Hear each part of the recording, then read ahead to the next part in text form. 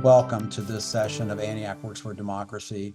I'm Antioch University Chancellor Bill Groves, and I'm thrilled to welcome you all here today to this very special AW4D discussion on Project 2025, a dangerous and terrifying roadmap to dismantle our country's democratic institutions and damage our journey to a more inclusive and equitable multicultural nation.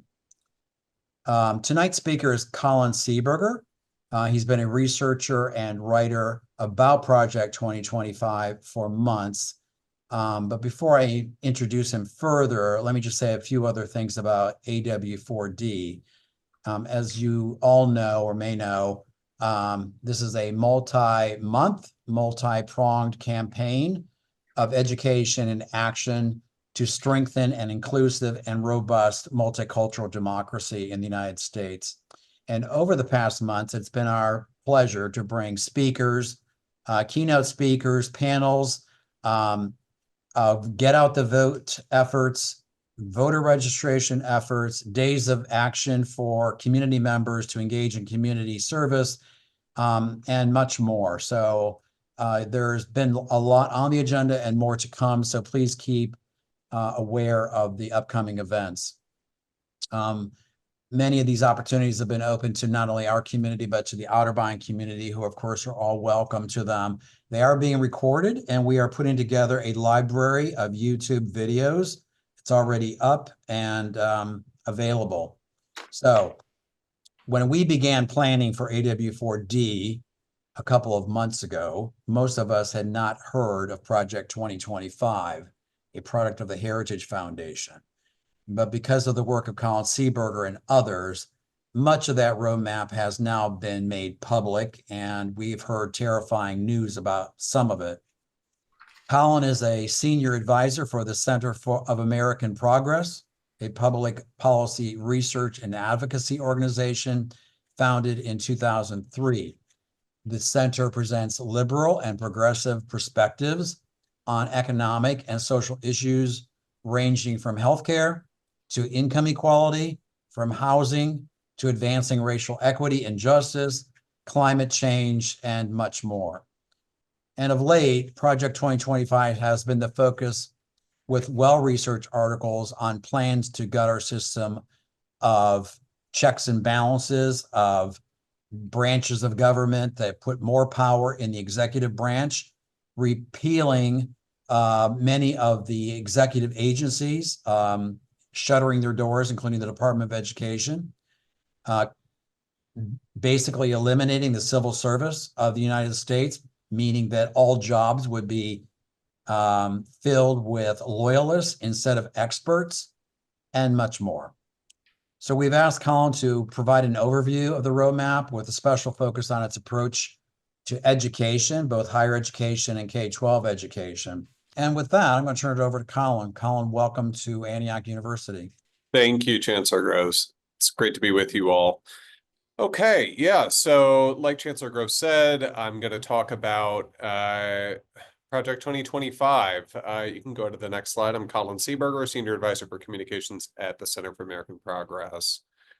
So what is Project 2025? Project 2025 is the work of the Heritage Foundation. Originally conceived the plan, but they did so in coalition with about 110 other far-right policy organizations. They put together a 922-page policy playbook to essentially take over the federal government and consolidate all power in the president. This is a plan that touches every single aspect of American government, from education to environmental protection, healthcare, so on and so forth. The plan, in addition to a policy playbook, also includes a staffing personnel recruitment program to identify folks who will not necessarily put their fidelity to the Constitution and the American people first, but put their fidelity toward an extreme MAGA ideology and a far-right president before all else. This recruitment process has involved having prospective appointees fill out questionnaires asking them things like, do they believe that climate change is real, so on and so forth.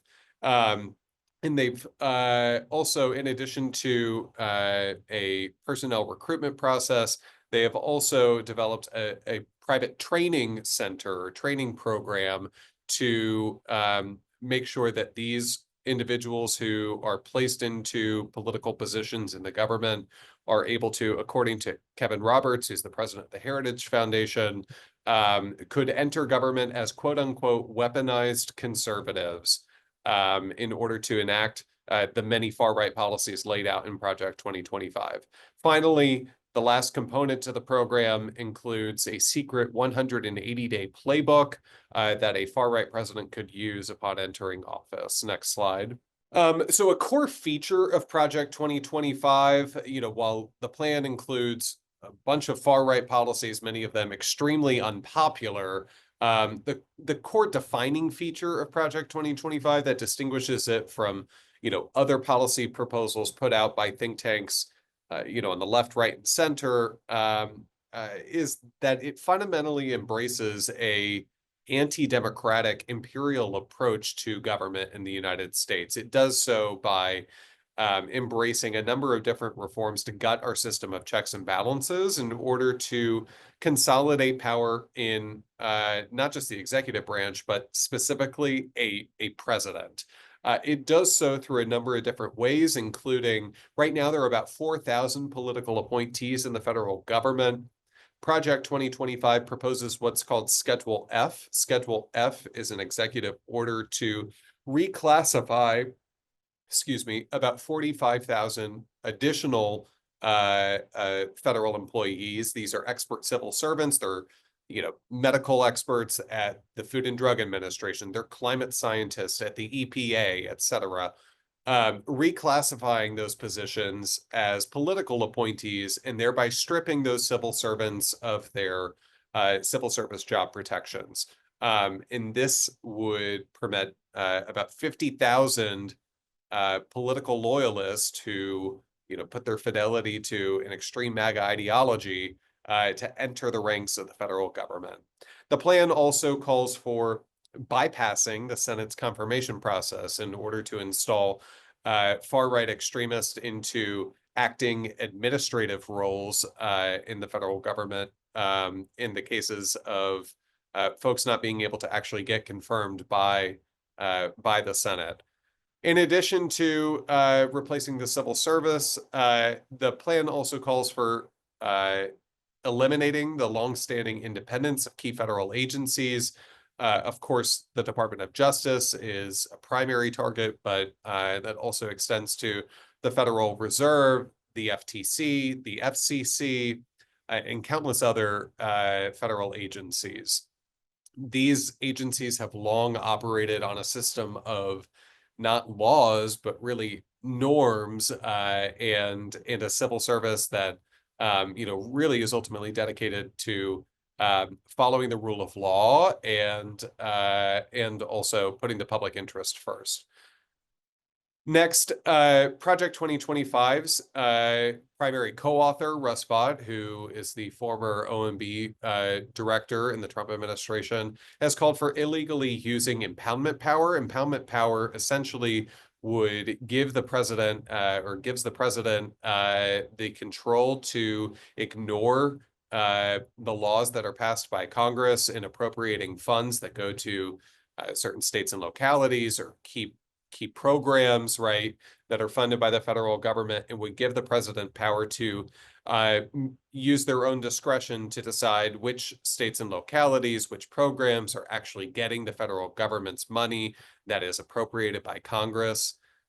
This has been challenged in the Supreme Court a number of different times. The court has ruled historically that impoundment is illegal.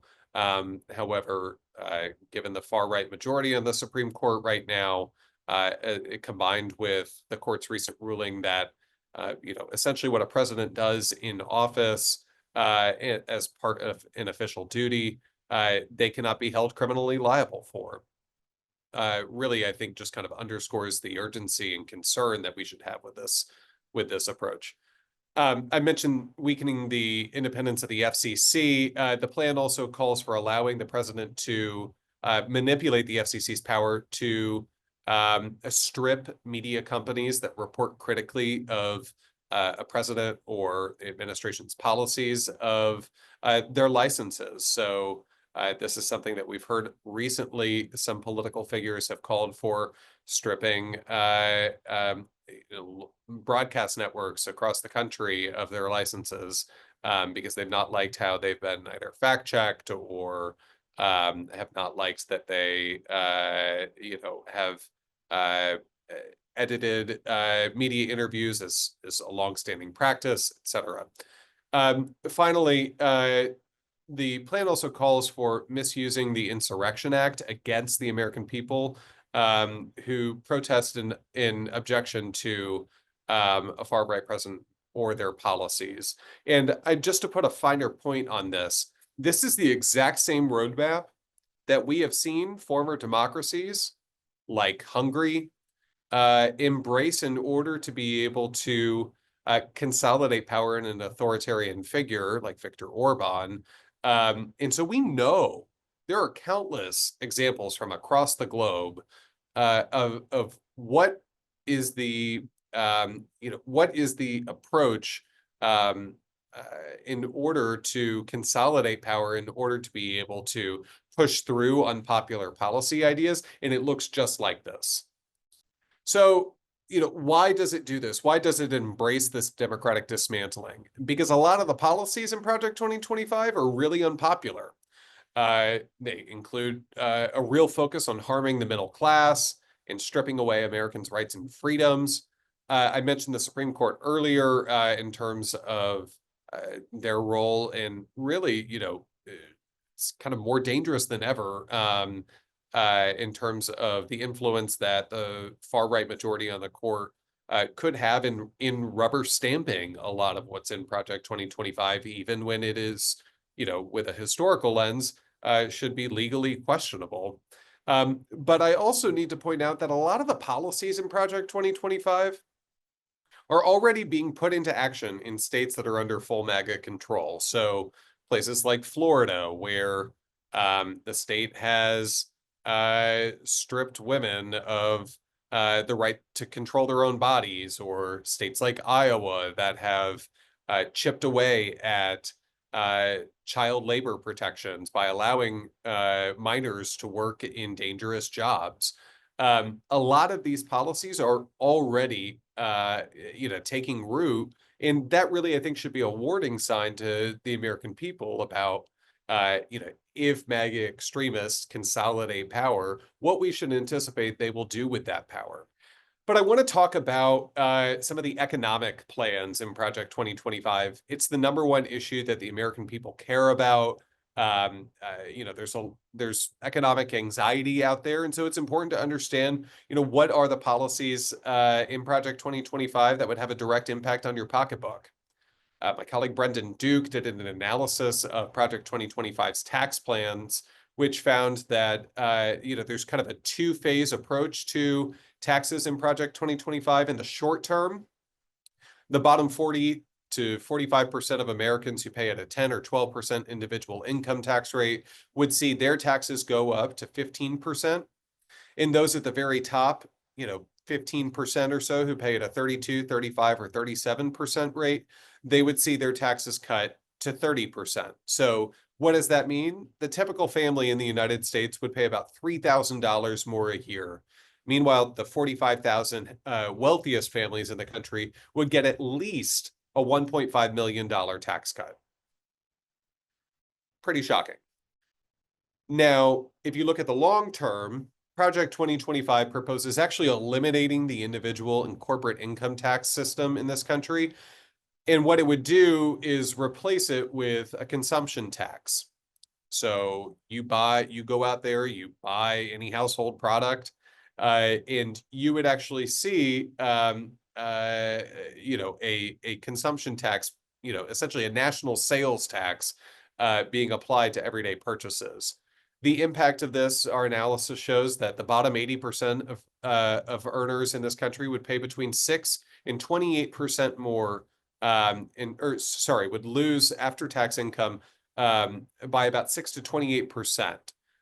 It's a pretty substantial impact that it would have on everyday people. Meanwhile, those at the very top, who largely do not spend, a lot of their riches, they make their money through investment income, etc., would end up no longer having to pay taxes on that stuff. In addition to taxes, the plan also makes, the plan's authors, you can go to the next slide, Harold. The plan's authors have embraced proposals to raise the retirement age from 67 to 69. These ideas are reflected in the two most recent Republican Study Committee budgets, which, if enacted, our analysis shows would actually cut benefits for 245 million Americans, or roughly 3 in 4 people in this country. And in so doing, the typical retiree would lose between $46,000 and $100,000 in benefits over the course of a 10-year period. And it's important to note that this would really have an acute harm on women who live longer and need to draw down those retirement savings over a longer period of time. You can go back one slide to point number 3. There we go.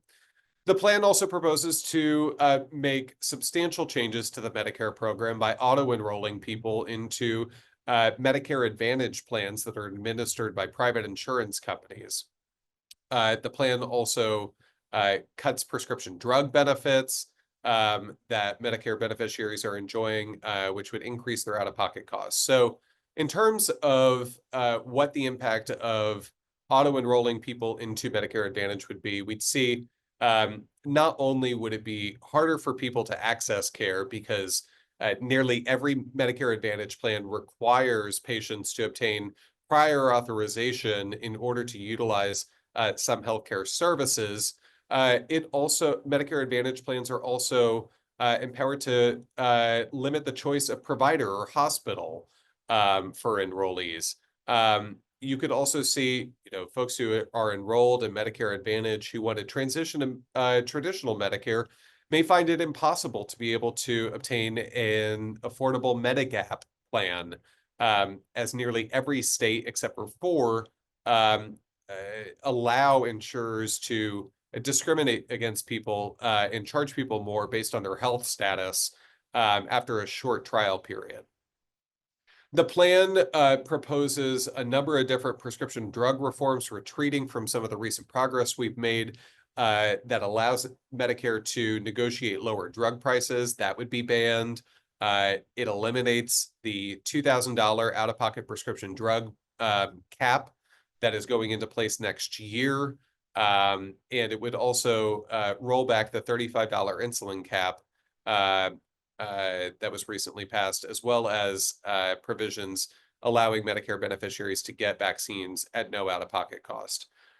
Combined, our analysis shows that this would increase out-of-pocket cost for 18.7 million people on Medicare by an average of about $400 a year. The plan, beyond Medicare, the plan makes a number of different changes to our healthcare system that would rip coverage away from up to 18.5 million people by kicking people off Medicaid. These are often low-income workers who just don't have a form of employer-provided health insurance, affordable insurance provided through their employer. And it would do so by kicking people off coverage who have been on Medicaid for a certain duration of time, or who have been enrolled in Medicaid over the course of their lifetime over a number of different years. The plan also weakens protections for pre-existing conditions by promoting insurance plans that do not include coverage of essential health benefits and allow insurers to charge people more based on their health status. The plan also, in addition to kicking people off Medicaid, it also allows states to no longer cover certain types of services, like particularly expensive services like home and community-based health care. So that would have a terrible impact on seniors and people with disabilities. Roughly 30 million kids and nearly 20 million seniors and non-elderly people with disabilities are on Medicaid, and they would be particularly harmed by Project 2025's plan to establish a cap on what federal funding the government sends to states to cover the cost of healthcare services that people on Medicaid in those states receive. So it would establish a hard cap that would basically force states into kicking people off of Medicaid, and again, not covering certain types of healthcare services. But in addition to some of this pocketbook stuff, the plan makes fundamental changes to our rights and freedoms. It would effectuate a backdoor national abortion ban by misapplying the Comstock Act, which is a law dating back all the way to the 1870s, which prohibits the mailing of what's known as quote unquote obscene materials. In this case, it would be weaponized to prohibit the mailing of medication abortion. The plan also instructs the FDA to overturn approval of medication abortion, even though it has been deemed safe and effective for more than 20 some odd years. And this would impact people, including in states where abortion rights are legally protected. So, you can imagine this playing out in a number of different ways, either, MAGA loyalists rummaging through the mail, seeing what materials are being mailed to you, or it could, also make these products basically be impossible for drug makers in order to bring them to market. In addition to banning medication abortion, the plan calls for enhancing abortion data reporting and instructs the Department of Health and Human Services to mandate that states report on pregnancy, specifically on abortion and miscarriages. And the plan also calls on Congress to pass a law known as the Life at Conception Act to declare that life begins at conception. This could fundamentally throw fertility care into even further chaos than we've seen following the Supreme Court's decision to overturn Roe versus Wade. The plan calls for eliminating all federal funding for Planned Parenthood, and it also eliminates the Affordable Care Act's no-cost preventive coverage requirement that requires 45 million women in this country to be able to obtain emergency contraception at no out-of-pocket cost. So I should just say on that, actually, going back, not only do they want to make it harder to obtain contraception, not only do they want to make it harder to plan for your family, they also want to, and make it harder to obtain an abortion. They want to attack all kind of phases of reproductive health care. So in addition to the attacks on abortion rights, the plan really would turn back the clock on allowing employers and schools to discriminate against people. It would do so by making it more difficult to bring civil rights cases and have those challenges heard. The Equal Employment Opportunity Commission would be hamstrung in actually being able to track data relating to those civil rights violations. And it would also outright ban or diminish the EEOC in entering into consent decrees with employers who are found to have violated workers' civil rights. The plan also would roll back protections for Title IX, making it easier for people to commit incidents of sexual harassment or assault.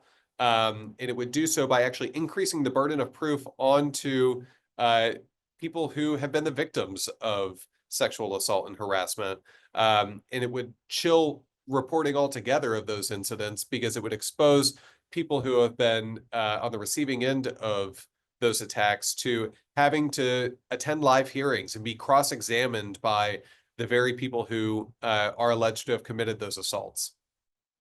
The plan also eliminates protections for LGBTQI plus people protected by Title IX. Now, to talk about education, the plan, you look at early childhood, you look at K-12, you look at higher education. the attacks are sweeping on education. Everything from eliminating the Head Start program, which provides early childhood services to 833,000 families who are living in poverty, taking free school meals away from students who are benefiting from their districts qualifying under the community eligibility provision, which currently benefits about 20 million students. It also makes book banning a federal priority, including calling for the criminalization of librarians who allow students to read or choose banned books. And the plan also eliminates Title I, which is the primary source of federal funding for low-income students. These are funds that support about 2 in 3 public schools in this country. And what that would result in is about 180,000 teaching positions, getting put on the chopping block. These are 180,000 teaching positions, which serve nearly 3 million students across the country. Now, to talk about higher education, the plan makes it also far more difficult for students to be able to finance a higher education. Not only does it eliminate the Department of Education, which administers the federal student aid program, but it would explicitly deny access to federal student aid for students who attend a public school in a state that offers in-state tuition to undocumented students. This is something that we see in not just in blue states like New York or California, but also purple states like Arizona or now red states like Florida. That we have seen Democrats and Republicans historically come together to say this is good for our state's economy, it's good for our workforce, to make sure that people are able to obtain a higher education. It would fundamentally pull the rug out from underneath students who are going to school in those states by making them ineligible for federal student aid. The plan also really represents a sweeping existential threat to the rights of workers and their ability to organize, form a union, earn better wages and benefits. It completely bans what's known as card check, which allows employees to come together to vote to join a union.